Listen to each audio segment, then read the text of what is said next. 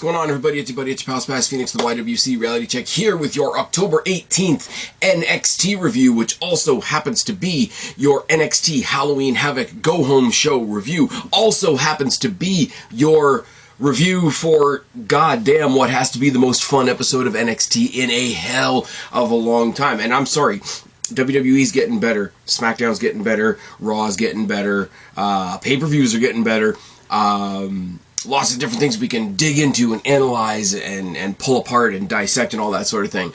I don't think, and this is, I'm talking about like in the new era we're in now with the Triple H taking over everything and all that sort. I don't think there's been anything as purely fun as tonight's show was. I'm not talking about 5-star matches out the ass. I'm not talking about, you know, deep 6-month storytelling, because that's what we pretend to do with the drunk cowboy over on the other show. I'm talking about a show that was just fun. I'm talking about a show that was old Survivor Series bragging rights and Worlds Collide rolled into one. And yes, I am talking about a show that wouldn't have been what we got tonight if the other show weren't being dicks and counter-programming on a Tuesday.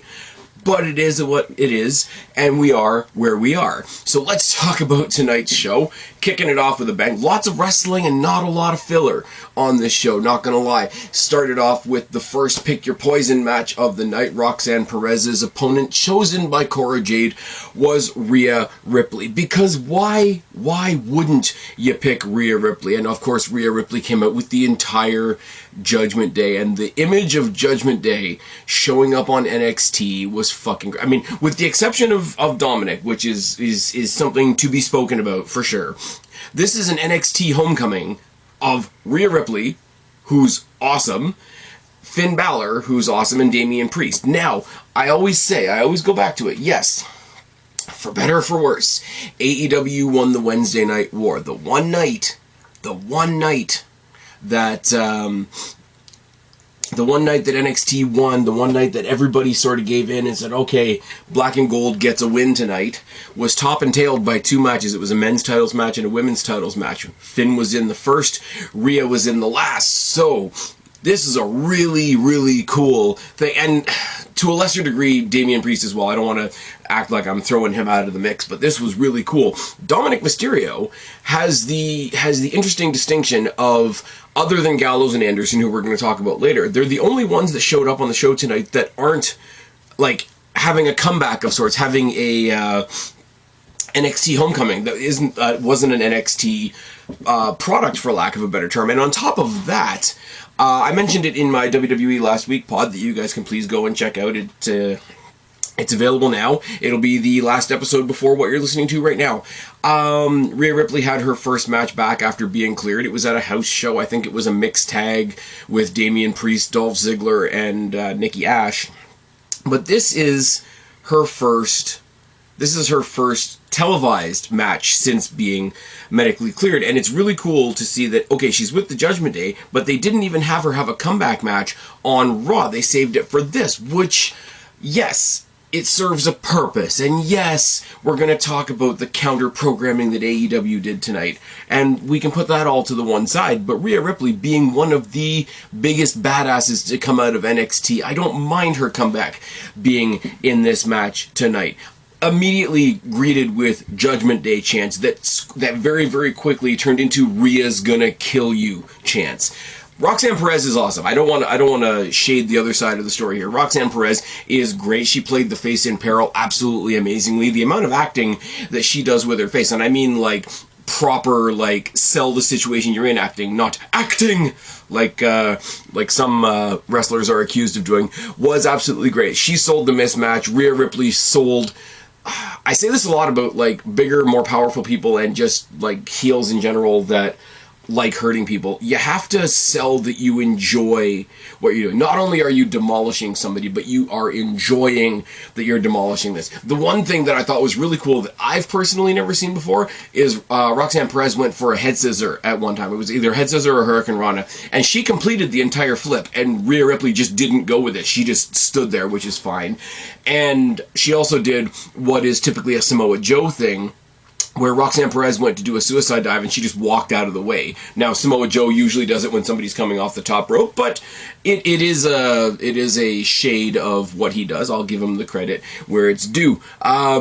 The rest of the time, this is just Roxanne Perez getting her ass handed to her, which makes it even more funny that Dominic hopped up on the apron to cause a distraction so that Roxanne Perez could turn around into a dirty headbutt, a riptide, and a win for Rhea Ripley. And obviously, Rhea Ripley does the Rhea Ripley pin where she's shagging you into the mat. This was fun. This was obliteration. This is, if you want to say that how they booked Ryback was bad, this is the good version of that. Now, yes, it did give Roxanne Perez a little bit of sympathy, because even though she was facing this monster, she was holding her own. She did have a couple of good flurries, and she did win, or she did lose rather, because of a numbers game. But you can tell two stories at once, and we're going to tell the other half of the story later on. You can tell the story that she's going in injured, not necessarily injured, but wearing the wounds of war, shall we say, 4 days from now at Halloween Havoc when she goes into her Weapons Wild match with Cora Jade. But also you can say that, like, she lost the war, but she won the battle because, like, it wasn't a complete squash. And that's really, really cool. And for a babyface, the way she's presented as a babyface, getting her ass handed to her like this gives her something a little different than a victory would have. And I hope that makes sense. I'm trying to put on the analytical hat and talk a little bit about the match, but really this was just a lot of fun. And you guys know I'm incredibly biased towards Rhea Ripley. I like Rhea Ripley. I've liked Rhea Ripley since the second Mae Young Classic, when she sort of had the transformation from how she was presented in the first Mae Young Classic. The second one was just a little bit better, in my opinion. I will say, over the course of the night, for those of you that have been listening to me for a long time, you know the kind of stuff that I like, you know the themes that I like, you know the people that I like. This show was put together for me. Not everybody is going to like this show. This show was made for me. This show might as well have a big capital S and a capital P on it, because then we go to Stacks coming out with Tony D'Angelo, and Tony D'Angelo did a really cool trolling thing here. He's like, you know what, I love you as a brother. This is about, you know, showing something. This is about impressing me. This is about, you know, proving your spot in the family and all that sort of thing. You want to know who your opponent is? Turns to the crowd. You want to know who his opponent is? You're going to find out right after the commercial break. And that's so cool, and such a small thing that works, because there's so much of the time where we get to the point of you want to find out something, and it's because they're going to drag it through the next commercial break to get you into the next segment. So the fact that he literally worked that into his promo, I thought was, I don't want to use the word cute, but there's a good, again, I'm going to talk about versions a lot tonight. There's a good version of a cute maneuver, and that's what that was. That was a little wink and a nod from him. That was a little wink and a nod from the people putting the show together. I thought it was really cool. Coming back from the commercial break, before we found out about Stax' opponent, we saw it was a backstage promo, but really it was a video package made to look like a backstage promo. It was Grayson Waller talking about his match that he's going to have with Apollo on Saturday at Halloween Havoc. I'm not going to lie, the Halloween Havoc card is a card of two halves for me. There's the half of the card where it's like, okay, let's just see what they do, and there's the half of the card that I'm actually excited about. And I'm just being fair and just being honest. I'm looking forward to the show. It's going to be a lot of fun. Grayson Waller versus Apollo is not one of the matches that is driving me to the show, but then, because there's the co-promotion thing with USA Network, and Chucky is back, and it is October, which means it is Halloween, etc., etc., etc. Go see Halloween Ends. It's fucking awesome.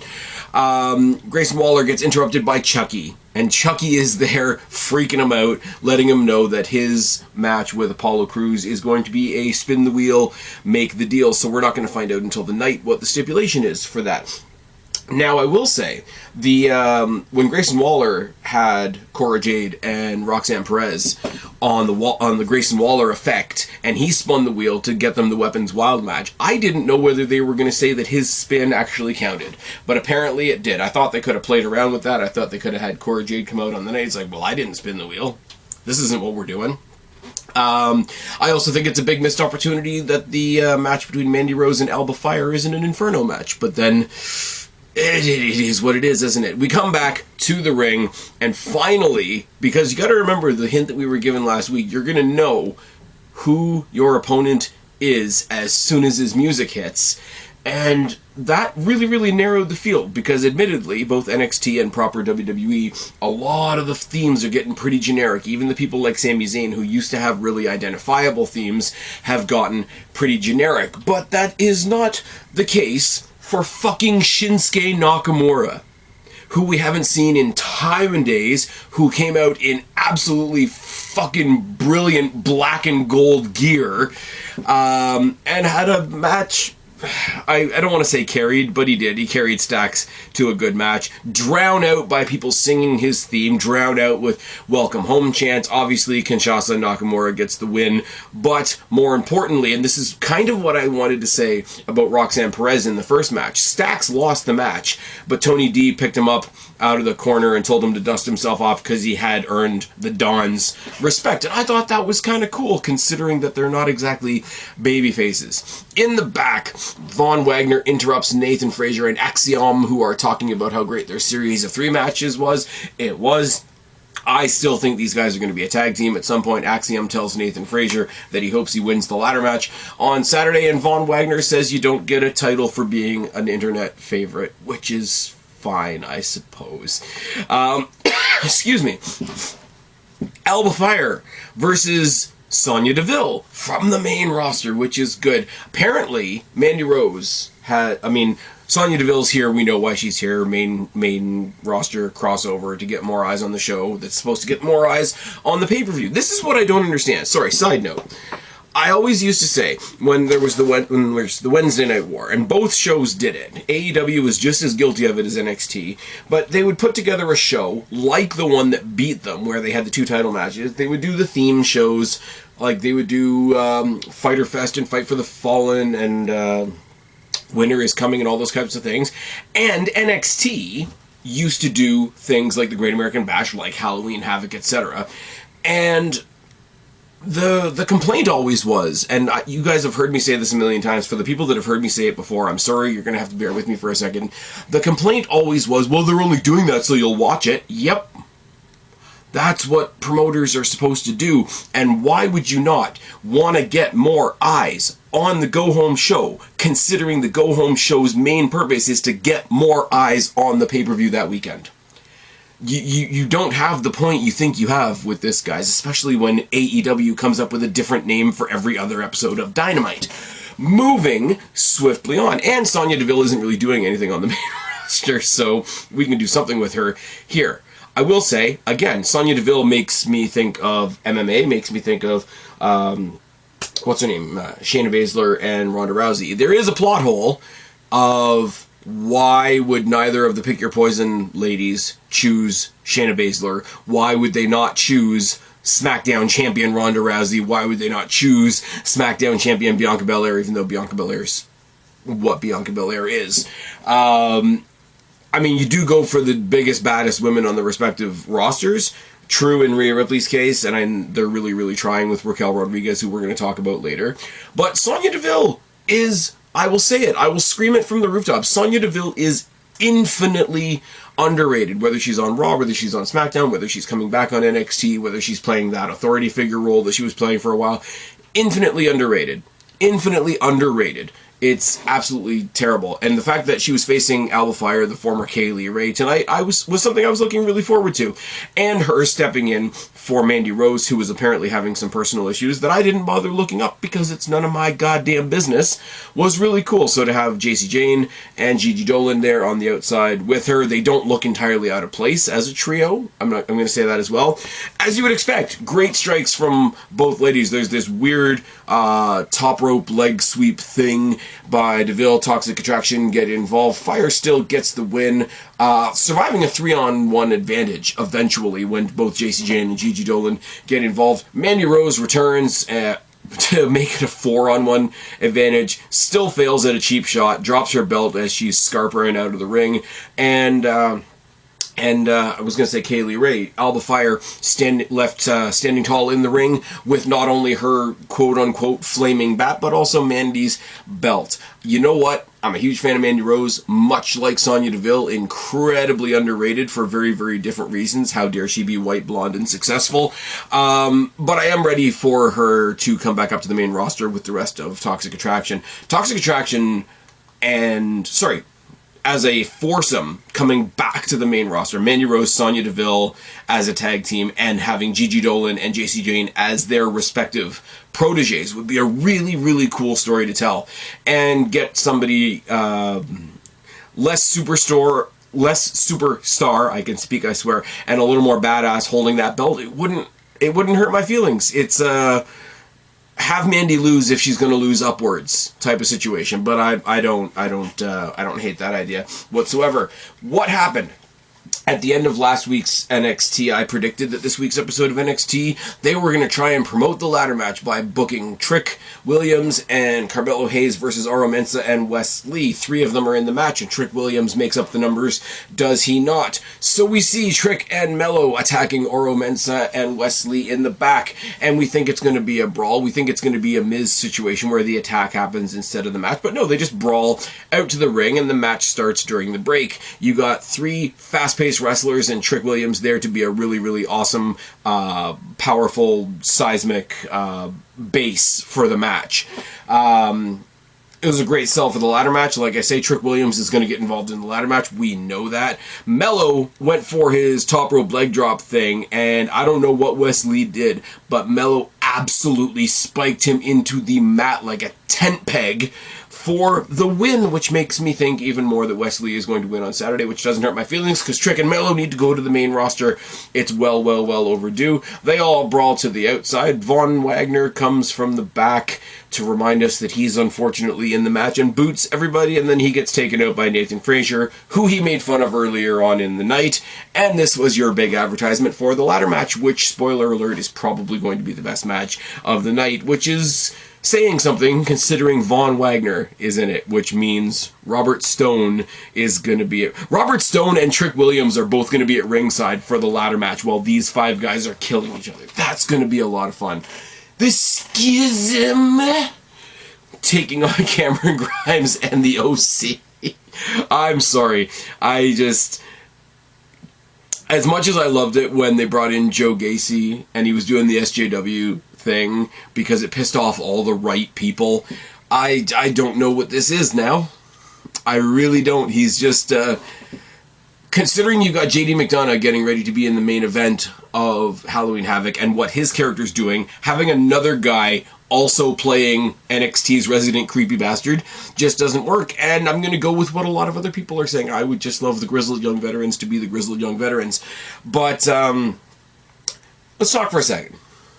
Let's talk for a second once again about the company that's trying to counter-program against NXT tonight, and that's AEW. What's AEW's claim to fame? The open door. Now, are they really the ones with the open door when the Good Brothers, one of whom is still a champion in New Japan and is, I think, still set to wrestle in the Tokyo Dome, having just debuted about a week ago on Raw, is in a match in your developmental system? I don't think he is. I'm going to show my ignorance here.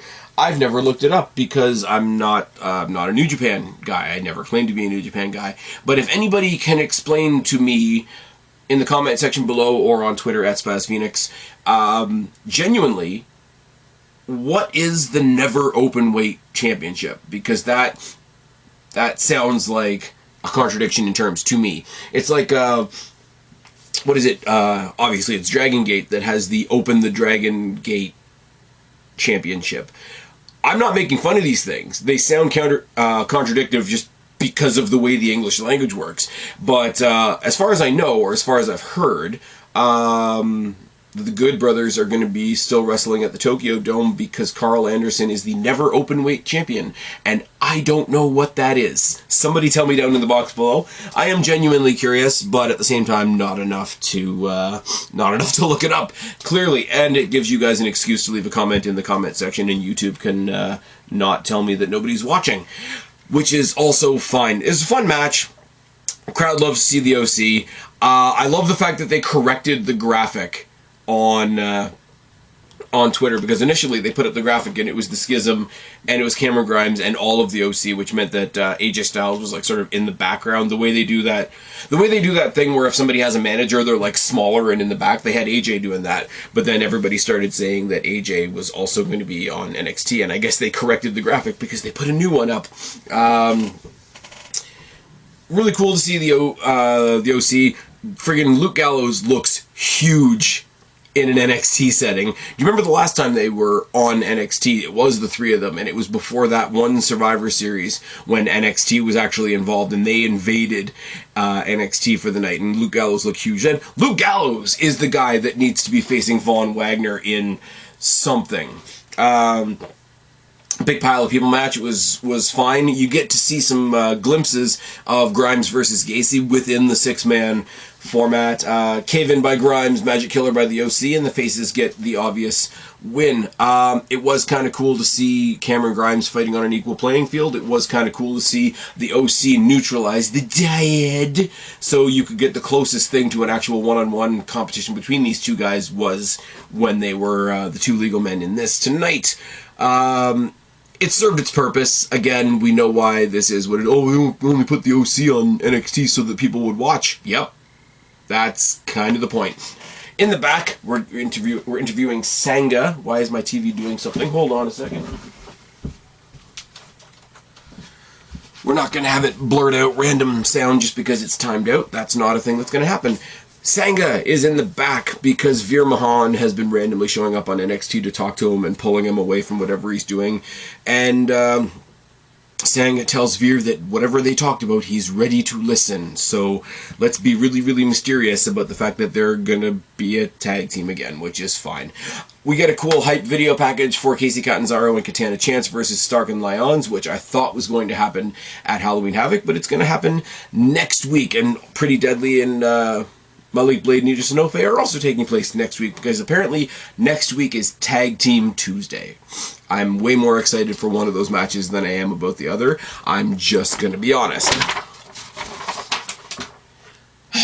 On to page 2. Big deep breath. When we come back from the commercial break, we're going to find out who the special guest host of Halloween Havoc is. And if you've got a special guest host of Halloween Havoc, it's only going to be one person. And I was right. It's my girl Shotzi. She should be hosting Halloween Havoc for as long as WWE does Halloween Havoc, not going to lie. She also gets great, amazing welcome home chants from the crowd. Zion Quinn interrupts her, wants to be the co-host. He gets interrupted by Quincy Elliott. So Shotzi Blackheart sets up a match, which I'm sure will irritate all the right people on Twitter. Winner gets to be my co-host on Halloween Havoc this Saturday. They have a match. It's nothing really to write home about. I still don't know what to think about Quincy Elliott, which is going to make you think all the wrong things about me, which is fine. Zion Quinn is a badass, and then in this segment he tried to sort of be funny and friendly, and it just didn't work. Quincy Elliott gets the win with a distraction by Hank, the security guard, who apparently they're going to be a tag team as well. So down the line we could get the riveting feud between Axiom, Nathan Frazier taking on Quincy Elliott and Hank. Are you excited? Oh yes. Raquel Rodriguez versus Cora Jade. This was never going to be as exciting as the first match, because I'm sorry, Raquel Rodriguez, as good as she is not Rhea Ripley. And Cora Jade, as much as I like her, is not Roxanne Perez. And it's a story that we've already told earlier on in the night. You've got the person that's getting ready for the pay-per-view that has to fight a much larger powerhouse from the main roster. Now the face-heel dynamic is changed, so there's a little bit of a different story to tell, but not very much. Cora Jade does a bit of cat and mouse and a bit of trash talk. Power game by Raquel, takes her to the outside, slams her into the table, and then chops the living soul out of her.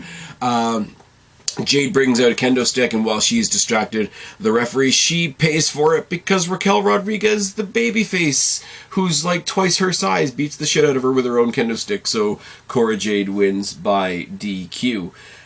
Roxanne Perez comes out after the match and beats her up a little bit, and Raquel Rodriguez encourages her to use the kendo stick as a setup for their Weapons Wild match this Saturday. Now, this match is something I'm looking very, very forward to, but I hope they play something up. Seth Rollins did this on Raw when he was trying to defend the fact that he had just lost at I Can Speak, I swear. At Extreme Rules, in the fight pit, he lost, and his response to the "you tapped out" chants was like, yeah, of course I tapped out. I had a title match the next night.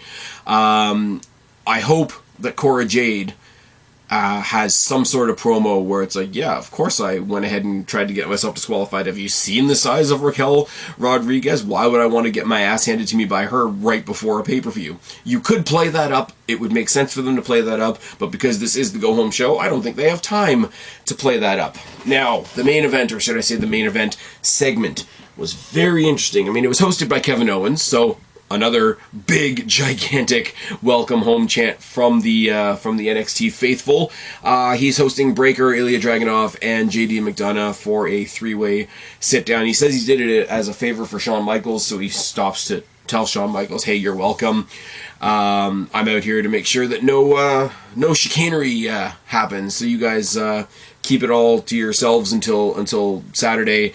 What goes on to call JD a creepy bastard, goes on to tell the babyfaces, hey, don't let this guy get in your head, don't take each other out to make it easier for him. He calls him JD Don't Google Me. He calls him a creepy bastard, says, who talks like that, who talks like you do, and all that kind of thing. Meanwhile, Braun Breaker and Ilya Dragunov are almost having their own promo on the other side of the ring, and as they're about to go at it, JD McDonough stands back to further that narrative of, hey, let these two take each other out, and KO drops the mic after saying, sorry, Sean, I tried, and fucking off, and they brawl, and then JD McDonough tries to get a cheap shot in, but Dragunov gets the missile headbutt on both of them, and he ends up being the one standing tall to end the show, or so we think. We think the show is going to end on Ilya Dragunov holding up the NXT Championship, which reinforces my opinion that I'm pretty sure JD McDonough is winning that title, because I'm pretty sure,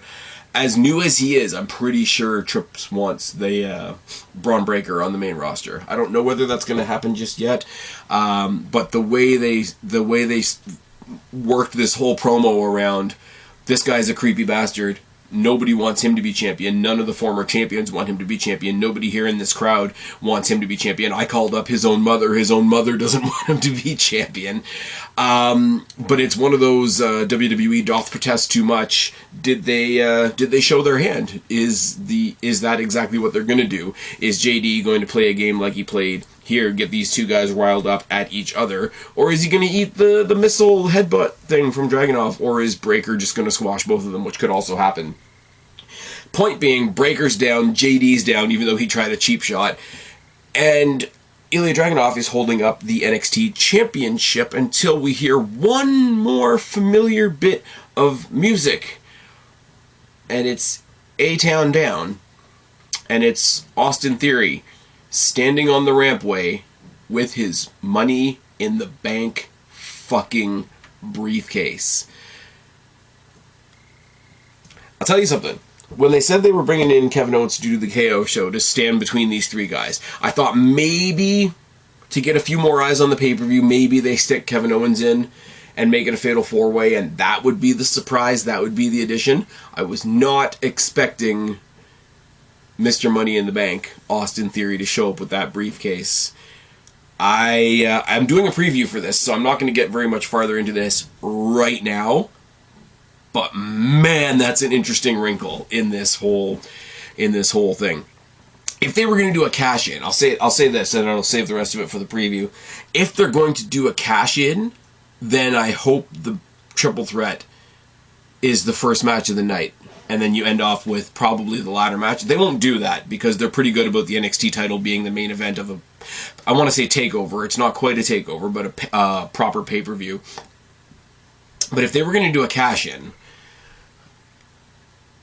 do the triple threat first, have your ladder match be the main event, and then have the cash-in ripple effect through the rest of the show, and everybody can sort of be reacting to it, because what does this mean? Does this mean Austin Theory's back on NXT? Does that mean he's taking the NXT title to Raw, which of course then would make all the right people on Twitter be all angry because of what happened to Solo Sikoa, and the rules of wrestling are supposed to be written in stone, brother, except they're just not. Get over it, moving on.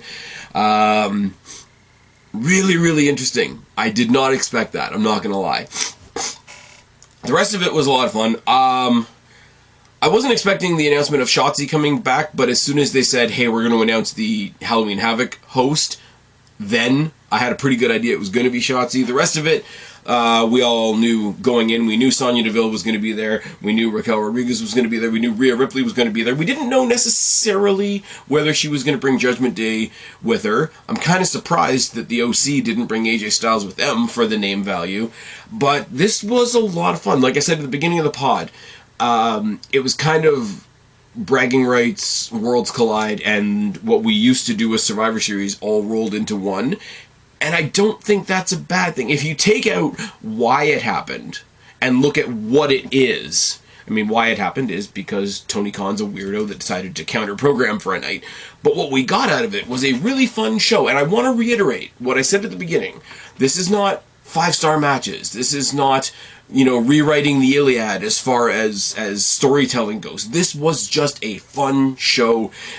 NXT hasn't been around that long to really have, nostalgia, so to speak, but if you want to use that term, it was an NXT nostalgia show. It was a homecoming show for a lot of people. It was a lot of,